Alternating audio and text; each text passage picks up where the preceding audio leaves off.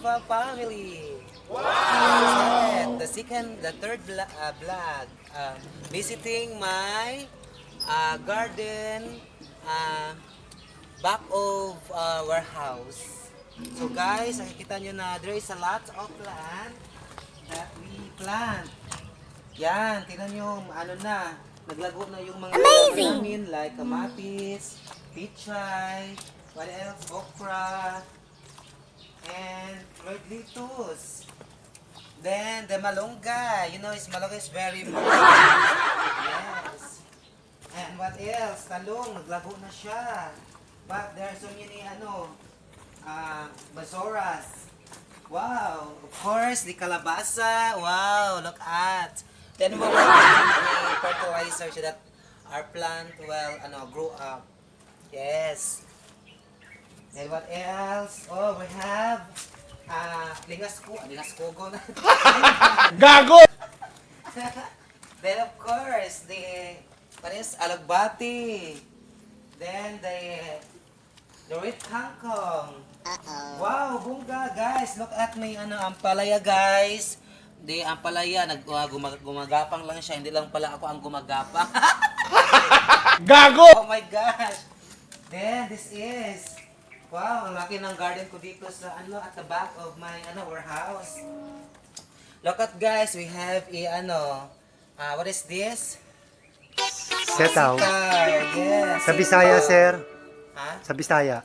Bisaya. This is we call batong in Bisayan term. Sa Bicol. Bicol, what is this for Bicol? Hantak. This is the hantak, the language of Bicol. So, guys, ito na, tapos na tayo ng bumisita sa ating munting garden at the back of my warehouse. Yeah. Asyenda pala, sabi ni konting asyenda at the back of my warehouse.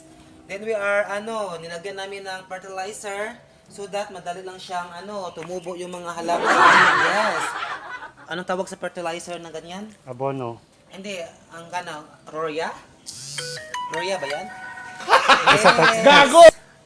I hope guys na watch up pala sa sa mga kasama namin doon sa Palo Alto and RPI team. And of course, dito sa aming team sa RFM Corporation. So thank you so much for our manager, Sir Kevin Bermondo. Kahapon nag-propose na siya sa special someone. Okay. So thank you so much guys. I hope you subscribe and you like my vlog, the Salva family. Yes, and of course, yes, yun na. Tomorrow guys, kasi we are putting a fertilizer.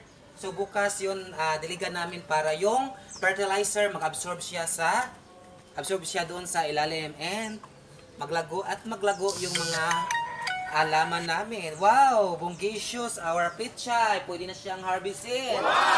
So, yan ang sinasabi kong may tiyaga, may nilaga. That's why.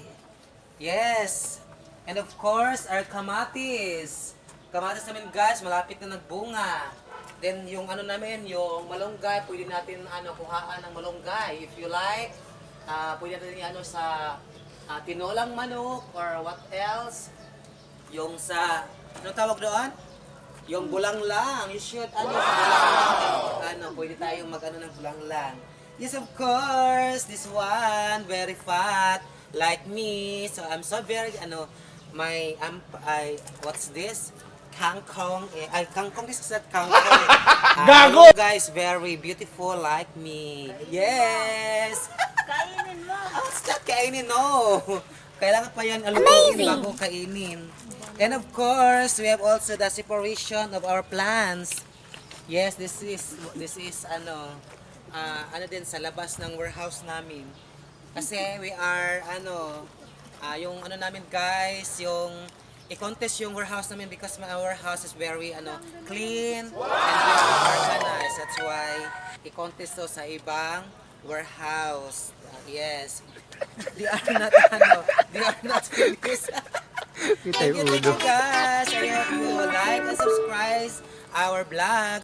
Guys, this is additional. This is our 10 o'clock flower. We are putting inside the bottle because ihang namin yan guys para maganda tingnan. So we are cultivating a lot of cultivate namin yung yung lupa namin para pagdating sa mga different flower, pwede na namin siyang itanim. So I hope guys you share your the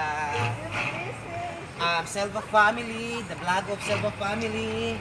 I-share nyo at i-like and subscribe. I-share your friends, your family, your neighborhood, your jowa, whatsoever. You just like and subscribe and share everything. Yes, thank you so much guys because my waiting the truck is coming. Yes, this is